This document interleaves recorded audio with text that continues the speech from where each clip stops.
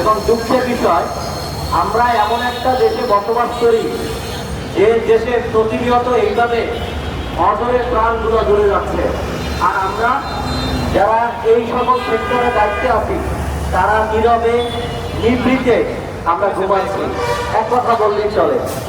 আপনারা জানেন যে এই যে দুর্ঘটনাগুলো, নিমতলী সাভারের ঘটনা, রানা প্লাজা, এগুলো হচ্ছে সম্পূর্ণ যারা দায়িত্বে রয়েছেন, যারা তাদের উদাসীনতা, দুর্নীতি, অনিয়মের মাধ্যমে প্রতিনিয়ত এই ধরনের কাজগুলো করে যাচ্ছে, মানুষ মারা যাচ্ছে। আপনারা বেইলি রোডে যে রেস্টুরেন্টের ভয়াবহ কাণ্ডের ঘটনা ঘটেছে আপনারা জানেন। সর্বোচ্চ এই ঘটনাগুলো ঘটার পরে বাংলাদেশে যারা দায়িত্বে রয়েছে, রাজুক বলেন, সিটি কর্পোরেশন বলেন, তারপরে প্রশাসনিক শাখাগুলো বলেন, তারা সর্বোচ্চ মানুষের তোপের মুখে পড়ে 2-3 দিন কথা বলে, তারপর তারা উদৌ হয়ে যায়, হারিয়ে যায়। এইভাবে প্রতিনিয়ত আমাদের দেশে দুর্যোগগুলো, দুর্ঘটনাগুলো হচ্ছে।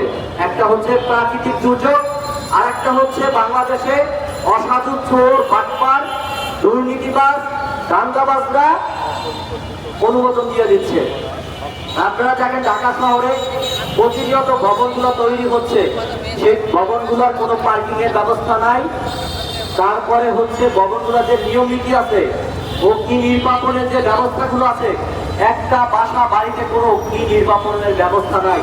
দুঃখজনক, স্বাধীনতা 55 বছরে দাঁড়িয়ে আজকের এই প্রেস ক্লাবের সামনে বসে আমাদের তরুণ প্রজন্মদের এই ঘটনা নিয়ে মানববন্ধন করতে হচ্ছে। ঘুমান্ত রাষ্ট্রকে জাগ্রত করতে হচ্ছে আমাদেরকে। এইভাবে একটা কি দেশ চলতে পারে? এইভাবে একটা দেশ চলতে পারে না। প্রতিদিন দুর্ঘটনা ঘটে, মানুষ মারা যাচ্ছে। মিরপুরে যে 16 জন মানুষ মারা গেছে ভয়াবহ অগ্নিকাণ্ডের ঘটনায়, একটা মার্কেটে ফায়ার সিস্টেম, আগুন নির্বাপনের কোনো ব্যবস্থা ছিল না। তাহলে এই জায়গা, এই ভবন, এই মার্কেটগুলো যখন তৈরি করে রাজধানী উন্নয়ন কর্তৃপক্ষ, যেটাকে বলা হয় রাজুক, এটার মূল এখন যে মিনিংটা সেটা হচ্ছে রাজুক, রাজধানী চোর উন্নয়ন কর্তৃপক্ষ। যত চোর বাটপারি করে, সিটিংবাজি করিয়া, যেটা সক্ষমতা 5 তলা, ঘুষের বিনিময়ে, টাকার বিনিময়ে সেই ভবনটা, মার্কেটটা করতে 10 তলা। তারপরে কি হয়, এক সময় এই সক্ষমতা যখন 3 গুণ বেড়ে যায়, তখন এই ভবনটা বসে পড়ে, অগ্নিকাণ্ডের ঘটনা ঘটে, তখন মানুষের প্রাণহানি। তাদের প্রাণহানি যায় সাধারণ শ্রমিকদের, যাদের গ্রাম ধরানোর টাকা এই দেশটা চলে, যাদের ট্যাক্সের টাকায় আপনাদের বড় বড় চেহারে বেতন হয়, যাদের টাকা আপনারা বেতন পান, বেতন খান, তাদের টাকায় এই দেশটা চলে, সে তাদেরকেই এভাবে আপনারা চেহারে বসে অনিয়ম দুর্নীতির মাধ্যমে অনুমোদন গুলো দিয়ে যাচ্ছেন প্রতিনিয়ত।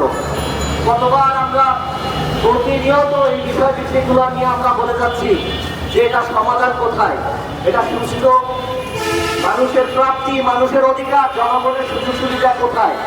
আজকে রাজধানী শহরে 2 কোটি মানুষের ধারণ ক্ষমতা, সেই শহরে 8 কোটি মানুষের বসবাস।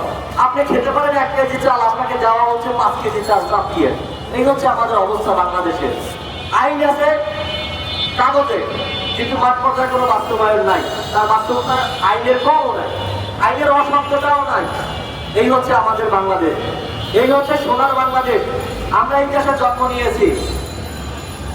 বড় বড় অফিসাররা গাড়িতে ঘোরে, তারা চাকরি করে, বাকরি করে, জনগণের টাকায় চলে, অথচ জনগণের যে সুযোগ সুবিধা প্রাপ্ত অধিকারটুকু সেগুলো দিতে পারে না। তারা ইচ্ছা করলে দিতে পারে, মানুষের অধিকার নিশ্চিত করতে পারে। আজকে দুর্যোগ নিয়ে আমরা কথা বলছি, দুর্ঘটনা নিয়ে আমরা কথা বলছি মাঠে। আজকে দেখেন, এক নজরে তাকিয়ে একজন শ্রমিক 20,000 টাকা বেতনে চাকরি করে, তার মাসে 12,000 টাকা যায় বাড়ি ভাড়া, অর্থাৎ রুম ভাড়া নিয়ে থাকে। তার মাসে টাকা থাকে 8,000 টাকা। সে তার মা বাপকে দিবে, বউকে না খাওয়াবে, সন্তানকে মানুষটা করবে। একজন বাড়িওয়ালা ঢাকা শহরে 3 তলা ভবনের অনুমোদন নিয়ে 7 তলা করে। লন্ডন, জাপানকে হার মানিয়েছে বাংলাদেশের বাড়ি ভাড়ায়। আজকে দুঃখজনক, আশ্চর্যজনক যে কিভাবে এত বাড়ি ভাড়া বাড়ছে। সে বাড়ি ভাড়া আইন কোথায়, বাড়ি ভাড়া নিয়ম কোথায়?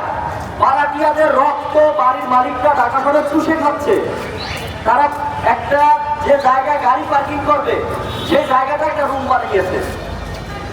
এক রুম ছোট, এক রুমে ভাড়া হচ্ছে 12,000, 16,000 এবং 3 মাসের অ্যাডভান্স দিতে হবে। অর্থাৎ মানুষের জীবন্ত মানুষকে কিভাবে রক্ত চুষে খায় দেখেছেন? সেটা হচ্ছে ঢাকা শহরে বাড়ি ভাড়া বাড়ি মালিকটা করে। অথচ এটা নিয়ে কারো কোনো মাথা ব্যথা নাই, কোনো গল্প নাই, কোনো আলোচনা নাই। তাহলে দেশে দুর্নীতি আপনি কিভাবে মুক্ত করবেন? একটা দেশে তো দুর্নীতি হচ্ছে এই জায়গাটা থেকে। 20,000 টাকা বেতন বা তার পানি গরম হয় না এই শহরে। তাহলে সে যদি দুর্নীতি না করে, ঘুষ না খায়, তাহলে চলতো কি দিয়া? বউ কি ভাড়া দিয়ে চলবে? এই হচ্ছে আমাদের বাংলাদেশের অবস্থা। যে ভাড়া, যে ঢাকা শহরে যে বাড়ি ভাড়ার যে রুমটার ভাড়া হচ্ছে আইনের সব দিকে 4,000 টাকা, সেই রুমটার ভাড়া হচ্ছে ঢাকা শহরে 12,000 টাকা। অর্থাৎ এই কর্মজীবী পেশাজীবী মানুষের রক্ত কিভাবে চষে খায়, এই রক্ত চোষারা। এই আইন করার পরে সেই আইনের কোনো বাস্তবায়ন নাই। একটা মানুষ বলতে পারবে না যে বাড়ি ভাড়া আইনটা কি, সেটা কাগজই পড়ে আছে। সড়ক নিরাপত্তা আইন, সেটা কাগজে পড়ে আছে, তার কোনো বাস্তবায়ন নাই। সিটি কর্পোরেশন ঘুমান্ত, রাজক ঘুমান্ত, অন্যায় অনিয়মের মাধ্যমে প্রতিনিয়ত ভবনের অনুমোদন দিচ্ছে, দুর্ঘটনা ঘটছে, অগ্নিকাণ্ডের ঘটনা ঘটছে, মানুষের জানমালের ক্ষতি হচ্ছে, মানুষ নিষ্পেষিত হয়ে যাচ্ছে, মানুষের অধিকার হারাচ্ছে, নাগরিকদের কোনো সুযোগ সুবিধা নাই বলতেই চলে। এখানে একটা পাগলামির একটা দেশে আমরা বসবাস করতেছি প্রতিনিয়ত। এই ধরনের আমরা দুর্ঘটনার শিকার হচ্ছি, আর তাদেরকে বেতন দিয়ে রাখা হচ্ছে, তাদেরকে লালন পালন করা হচ্ছে নাগরিকদের সেবার জন্য। তারা সেবা দিচ্ছে, ঘুষ খাচ্ছে হাতের মধ্যে দিয়ে, মানুষের সেবা করে না। কতদিন মাইকে বলা যায়, কতদিন চিল্লাচিল্লি করা যায় বলেন? তাদের যদি বিবেকটু আল্লাহ জাগ্রত না করে, তাদের বিবেক একদম মরে গেছে, বিবেকহীন মানুষ, তারা পশুর চেয়েও আজকে খারাপ হয়ে গেছে। একটা বাড়ির, একটা ঘরের, একটা মার্কেটের, একটা ভবনের কোনো তদন্ত নাই। 12 বছর, 20 বছর, 50 বছর কেটে যাচ্ছে, তদন্ত নাই। প্রতিটা প্ল্যানহীন একটা অপরিকল্পিত শহর বানিয়ে গেছে। অর্থাৎ ঢাকা শহরটা বলা যায় যে আপনারা জাহান্নামের মধ্যে বাস করছি, একদম টোটালি জাহান্নাম, এছাড়া কিচ্ছু না। রাস্তাঘাটে পার্কিং নাই, তারপরে রাস্তাঘাটের অবস্থাগুলো দেখেন, তীব্র যানজট, যেখানে দারুণ ক্ষমতা 1%, সেখানে দারুণ ক্ষমতা জোর করে খাওয়াচ্ছে 50%। এই হচ্ছে আমাদের বাংলাদেশের অবস্থা। প্রতিনিয়ত আমরা মানববন্ধন করে যাচ্ছি, আমরা রাস্তাঘাটে আন্দোলন করে যাচ্ছি, কাজ করে যাচ্ছি, অথচ ঘুমান্ত সরকারি কর্মকর্তাদের ঘুম ভাঙে না। তারা আরামায়েসে সরকারি গাড়িতে যায় আসে, বেতন পায়, পরিবার নিয়ে ঘুরে ফিরে খায় না। জনগণের আর কোনো খোঁজ খবর নাই। যাই হোক, আমরা জোর দাবি জানাচ্ছি। আমাদের যে দাবিগুলো, সেগুলো প্রথমত রাজধানী উন্নয়ন কর্তৃপক্ষ রাজুক, ঘুমন্ত রাজুককে জাগ্রত করতে হবে, ঘুমন্ত সিটি কর্পোরেশনকে জাগ্রত করতে হবে। বাংলাদেশের ঢাকা শহরে যে কয়টা বাড়ি আছে, প্রতিটা বাড়ির প্ল্যান কততলা অনুমোদন দেওয়া হয়েছে, সেটা 7 তলা কিভাবে হলো, 10 তলা কিভাবে হলো, ফিল্ড অফিসার কেন তদন্ত করে নাই, মার্কেটগুলায় কেন ফায়ার অগ্নি নির্বাপনের ব্যবস্থা নাই, টেকসই বেড়িবাঁধ কেন হয় না, টেকসই উন্নয়ন কেন হয় না, অপরিকল্পিত নগর শহর কেন গড়ে তোলা হচ্ছে, এইসব বিষয়গুলোকে বর্তমান সরকারকে বলবো আগে এই সকল বিষয়গুলোকে সংস্কার করেন। একটা জায়গা নাম পাল্টানো সংস্কার নয়, আগে সংস্কার হচ্ছে নাগরিকদের অধিকার নিয়ে সংস্কার করেন।